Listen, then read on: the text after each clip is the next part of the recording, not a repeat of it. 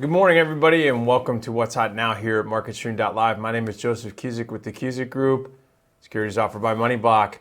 And the market's looking a little bit dazed. Maybe not as dazed as an Atlanta Falcons fan, but it is a mixed action this morning on the open. We did have the major indices in the pre-market down in the red for the most part, but we're seeing a little bit of a bounce back here. You have the Dow Jones up 1 point now in the green at 19,987. You have the Russell 2000 still in the red, down $7.40 at $1,369.60. You have the NASDAQ trading right now down 11 points at $5,144 even. And then you have the S&P 500 down 3 1/4, trading at 22.88 even. So again, the market is under a little bit of pressure. The dollar is up 27 cents this morning at over the $100 level at 111.5 cents. Crude markets are down 16 cents at 53.67. Now, while most of the action is being dominated because of politics, again, there is and will to be this week a steady stream of earnings, and we're going to focus on that. Toy company Hasbro came out this morning pre-market, ticker symbol HAS. Got the market rolling. We thought we would see some upside. It had an impressive report, and the stock is up 14% right now. We also saw Tyson Foods come out. Decent report, but Tyson's down 2.89%. You have Newell Brands, ticker symbol NWL, down 4.3%. And you're seeing Cisco, not the networker, but actually the company that provides goods and services for restaurants and so forth, ticker symbol SYI. It is down about 1.64%. Each of these companies either met or beat consensus earnings estimates, but we're seeing yet a mixed response.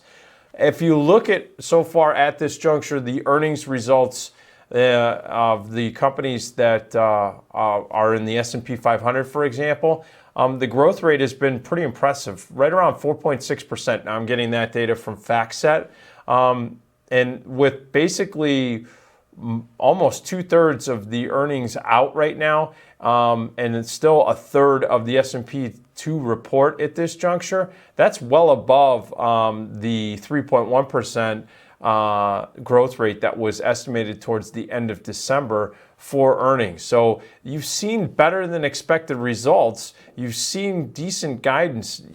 That has established what we would consider maybe a floor.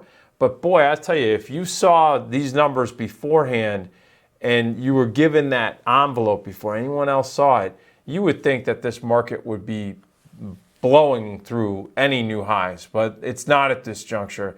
As a matter of fact, the S&P has had that all-time high really as there is a pretty firm resistance level. There is a bit of defensive element to the market this morning, and that's why I watched the dollar. That's why I mentioned it on the open. The dollar index is, again, up 0.2% over that $100 level, and the treasuries, they're up, and the yield is down across the curve. So you're seeing both on the short end in the 2-year, 5-year, as well as the 10-year and 30-year. And you're also seeing for the first time in a while a decent move in volatility to the upside. The CBOE Volatility Index, the VIX, is up 6.3%. Bottom line is that there could be some positioning, defensive positioning that's coming into play because of the resistance that I had mentioned on the S&P 500. There also is, a policy implementation concern that is coming in, especially now that we see that the president is backing off on his tax reform and he's more focused on immigration, as well as taking a look at the healthcare and also focusing in on financial regulation reform before he tackles the tax reform. You're also seeing there's mixed uncertainty in the Eurozone. Go back and check out our EU report. But the bottom line is that you have one of the French presidential candidates coming out and floating an idea, Frexit, having France exit the European Union. German polls are seeing that current leader Angela Merkel and her conservative bloc is really starting to take a hit on the momentum that they have, and their lead in this political contest is narrowing. Now, again, is there a need to be an alarmist on these headlines? No. I mean, bottom line is that political uncertainty has been a factor in these markets for a while. As a matter of, just look at ours. And it's been nothing but a catalyst. So seeing the action that we saw on Friday with the market up, specifically the S&P 500 up 0.7%. You had the Russell 2000, which is my canary in the coal line, up 1.5% last week. That political uncertainty, yeah, from time to time, that's going to add a little bit of turmoil to the markets, but it's not going to be something sustained unless, of course, we start to see that that uncertainty is actually panning out to be reality.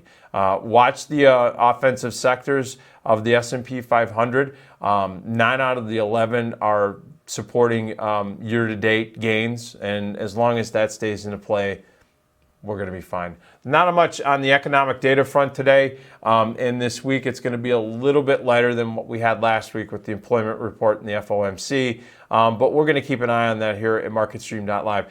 Till 1:30 Eastern time, go back and take a look at all the archives. We had a ton of information in there from last week and also this morning with the Asia report and the Europe report.